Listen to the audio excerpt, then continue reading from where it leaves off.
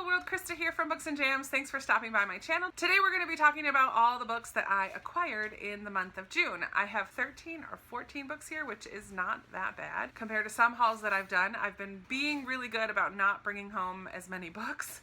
But I did do a little bit of book shopping this month, and I had a few things sent to me in the mail. So let's just get right into it.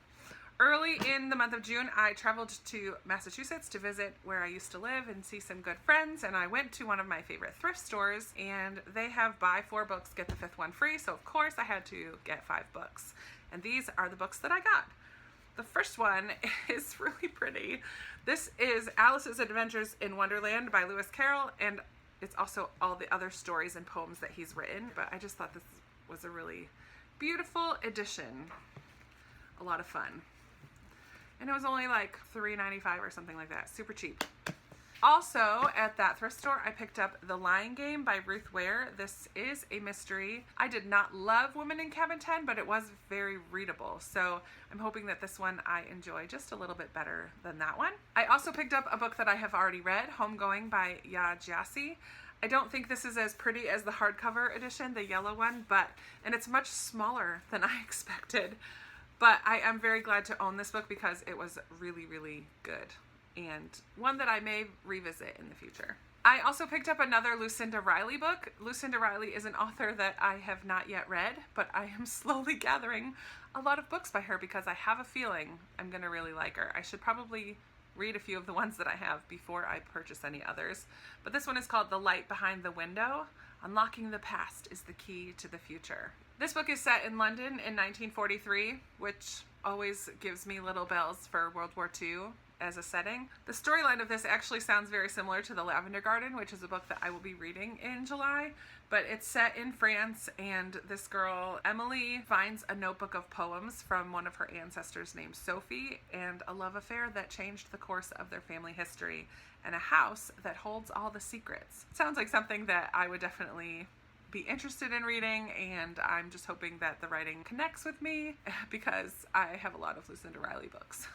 The 5th book that I purchased from that store is a book that I read when I was quite young, and it is The Hiding Place by Corrie ten Boom. This is a memoir of World War II where Corrie ten Boom and her family risked their lives to hide Jewish people and underground workers and help them escape from the Nazis, and then they ended up in the death camps themselves. But Corrie ten Boom survived, and this is her telling the story. So I did read this when I was quite young.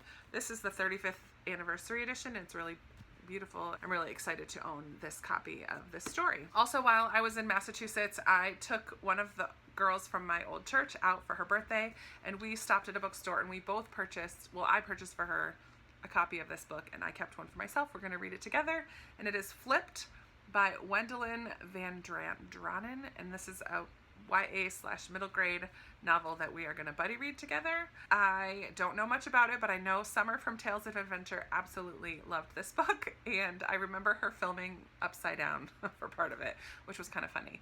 So I am excited to read this with my little friend. Hopefully we will do that soon. I'm not sure when, but hopefully soon. At a library book sale a little while ago, a couple weeks ago, I found This Savage Song for $1 by Victoria Schwab, and it's in perfect condition.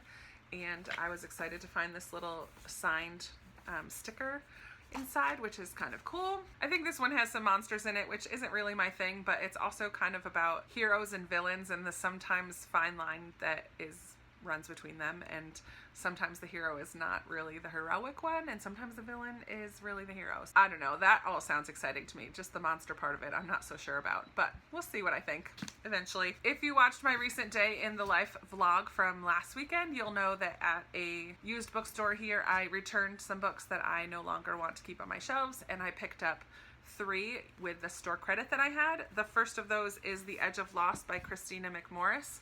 And this is about a little girl whose father or parents work on Alcatraz, and she goes missing one day. So It is the story of trying to find her and what happened and all of that. A little bit of a mystery there. Should be interesting. I also grabbed Rachel Houck's The Writing Desk. She is a Christian fiction author who I have read a number of books from and really enjoy them, so I was really thrilled to find this in such perfect condition. And also Uprooted by Naomi Novik, which is a book that I read 2 years ago, I believe, and enjoyed. I think the either sequel or companion novel to this is coming out very soon this year, so I may want to reread this before picking that one up, or just have this on my shelf so that I could reread it someday in the future. Then in the last 2 days I had some packages at my door, and the first is from HarperCollins Christian Publishing. I'm part of the Fiction Guild, and they sent me the third book in Sarah Ella's trilogy. This one is Unbreakable. The first is Unblemished, the second is Unraveling, and this is Unbreakable. I just read Unraveling a couple months ago, and I'm very excited to now jump right into the third book in the trilogy and finish it up. This is a fun YA fantasy. It has a lot of pop culture and music references, which are a lot of fun. It's about a girl named Eliana who has a facial blemish, she thinks, but has deeper meaning than what she is aware of at the beginning.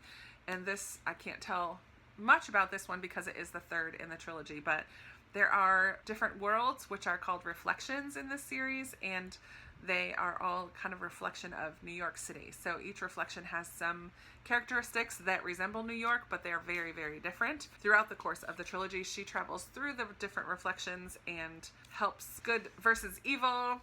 A lot of fun, some magic, and a girl who comes into accepting who she is and how she was made. I'm really excited to finish that one up. Also in that box, the Fiction Guild sent me this book by Charles Martin called Send Down the Rain. I read The Long Way Gone by Charles Martin and really enjoyed it. I loved his writing style, found it very captivating. This one takes place in Florida, and it's about a woman named Allie who is devastated because her family restaurant has gone up in flames, and she is just trying to recover and figure out how to move on from that, and then someone from her past enters into the picture. Ultimately, it's about the dreams we cherish, the struggles we face, and the courage we must summon when life seems to threaten what we hold most dear. So those are some of the themes that we'll be reading about with this one. Sounds really good. And finally, I just had a package today from my dear friend Lisa at Books and Smiles, who talked about sending me this book a while ago, and I'm counting it as an early birthday present because my birthday is at the beginning of July. So thanks, Lisa, for sending me Far From the Tree by Robin Benway. She read this and really liked it, really loved it, I think. It has to do with adoption and family and found family, and that is something that is very close to my heart and close to my family. I am very excited to read this, and I'm so thankful to Lisa for sending it to me. You're the sweetest. Happy birthday to me. We're going to see if I can lift these up without them falling over. Here, we'll do it as like a scrolling.